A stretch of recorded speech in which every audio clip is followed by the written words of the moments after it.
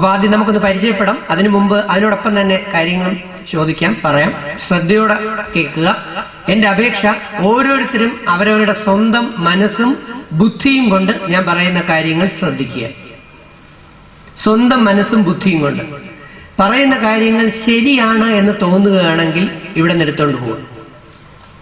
അതുകൊണ്ടാണ് വിശുദ്ധ ഖുർആൻ പഠിപ്പിച്ചത്, ആര് പറയുന്നു എന്നുള്ളതല്ല, എന്ത് പറയുന്നു എന്നുള്ളതാണ് ശ്രദ്ധിക്കേണ്ടത്. ആര് പറയുന്നതും ശ്രദ്ധാപൂർവം കേൾക്കുകയും പ്രവാചകൻ പഠിപ്പിച്ചു, ചൈനയിൽ പോയും അറിവ് നേടണം എന്ന്. അപ്പൊ എവിടെ നിന്ന് എന്ത് നോളജ് കിട്ടിയാലും ശരി, അത് സ്വന്തം ജീവിതം വിജയിപ്പിക്കാൻ ആവശ്യമായിട്ടുള്ളതാണെങ്കിൽ അത് രണ്ട് കൈയും നീട്ടി സ്വീകരിക്കുകയും അറിവ് വർദ്ധിപ്പിക്കാനും തമ്പുരാൻ പറയുന്നു. അപ്പൊ അറിവ് വർദ്ധിപ്പിക്കുക എന്ന് പറയുന്നത് ഏറ്റവും പ്രധാനമാണ്. അറിവില്ലാത്തവൻ മാത്രമാണ് ഏറ്റവും വലിയ തലവേദന. ആദ്യം നമുക്കുണ്ടാവേണ്ട തിരിച്ചറിവ്, പല അറിവും നമുക്കില്ല എന്ന അറിവാണ് ഏറ്റവും വലിയ അറിവ്, ആദ്യത്തെ അറിവ്. നമുക്കൊന്ന് സഞ്ചരിച്ചു നോക്കാം. ഭഗവത്ഗീത 10-ാം അധ്യായം വിഭൂതി യോഗം. അതിൽ ആ സ്രഷ്ടാവ് ദൈവത്തിന്റെ വചനങ്ങൾ എത്തിച്ചേർന്നു ശ്രീകൃഷ്ണനിലൂടെ അർജുനനിൽ. എന്താ പറഞ്ഞതെന്നറിയാമോ? ദൈവം ആത്മജ്ഞാനം നേടണം എന്നാഗ്രഹിക്കുന്ന, സത്യം എന്താണെന്ന് അറിയണം എന്നാഗ്രഹിക്കുന്ന വ്യക്തികളുടെ മുമ്പിൽ മാത്രമേ പ്രഭാഷണം നടത്താൻ പോകാവൂ, അല്ലാതെ ലൗകിക സുഖഭോഗികളുടെ മുമ്പിൽ പ്രഭാഷണം നടത്താൻ പോകരുത്. അവന് നീ പറയുന്നതിലെ ജ്ഞാനം മനസ്സിലാകില്ല, അത് കലവും കമിഴ്ത്തി കലത്തിന്റെ പുറത്ത് വെള്ളം ഒഴിക്കുന്ന കണക്കായിരിക്കുമെന്ന്. കാരണം അവന് ചെറിയ മൊബൈലിന് പകരം വലിയ മൊബൈൽ വേണം, ചെറിയ കാറിന് പകരം വലിയ കാർ വേണം, ചെറിയ വീടിന് പകരം വലിയ വീട് വേണം, ചെറിയ ടിവിക്ക് പകരം LED വേണം. ഇങ്ങനെ മനസ്സാസക്തമായി ഭൗതിക വസ്തുക്കളുടെ പുറകെ ഓടുന്നവരുടെ മുമ്പിൽ ഒന്നും പറഞ്ഞിട്ട് കാര്യമില്ല.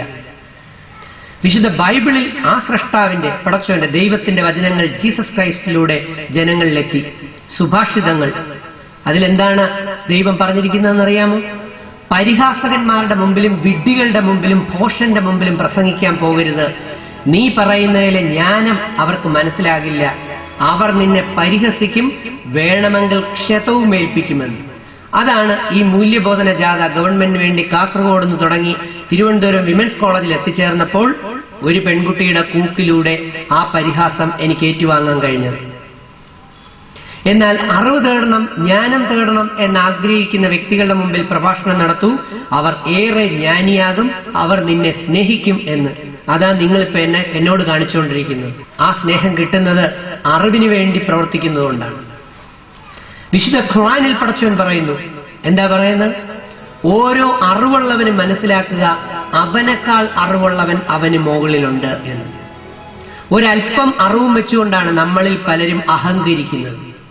ഇപ്പൊ 10A+ വാങ്ങിച്ചു, 5-6A+ വാങ്ങിച്ചു, ഇല്ലെങ്കിൽ MSc എടുത്തു, B.Ed എടുത്തു, PhD എടുത്തു, പിന്നെ തറയിലൊന്നുമല്ല.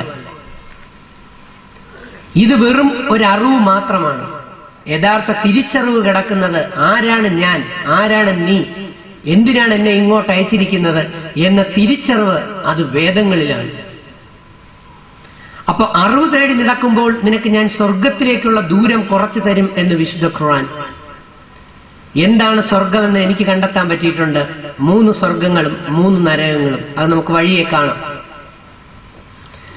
അപ്പോ ഓരോ അറിവുള്ളവനും മനസ്സിലാക്കുക, അവനേക്കാൾ അറിവുള്ളവൻ അവന് മുകളിലുണ്ട് എന്ന് പറയുമ്പോൾ, ഇന്ന് ഞാൻ കേരളത്തിൽ, ഞാൻ നിങ്ങൾ എന്ന് പറയുമ്പോൾ ഇവിടെ ഉള്ള ഈ ഇരിക്കുന്ന ആൾക്കാരാണ് സഹോദരങ്ങളാണെന്ന് വിചാരിക്കരുത്. എന്റെ വീക്ഷണം കേരളമാണ്. കേരളത്തിനെയാണ് ഞാൻ എടുക്കുന്നത്, നിങ്ങൾ എന്ന് പറയുന്നത്. ഈ ക്ലാസ്, ഈ പ്രഭാഷണം കഴിയുന്നതുവരെയും സത്യം സത്യമായേ പറയാവൂ. അദ്ദേഹം എത്തിക്കഴിഞ്ഞു എന്ന് പറയുമ്പോൾ ചില കുട്ടികൾ തിരിഞ്ഞു നോക്കുന്നു. അദ്ദേഹത്തിന്റെ പേര് പടച്ചോൻ എന്നാണ്, ദൈവം.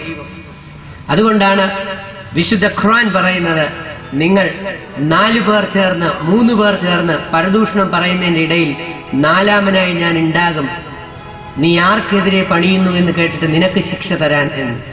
ഇവിടെ ഉദ്ബോധനമാണ്, ബോധവൽക്കരണമാണ്, ഉപദേശമല്ല. അപ്പൊ ഇവിടെയും പടച്ചവന്റെ സാന്നിധ്യമുണ്ട്.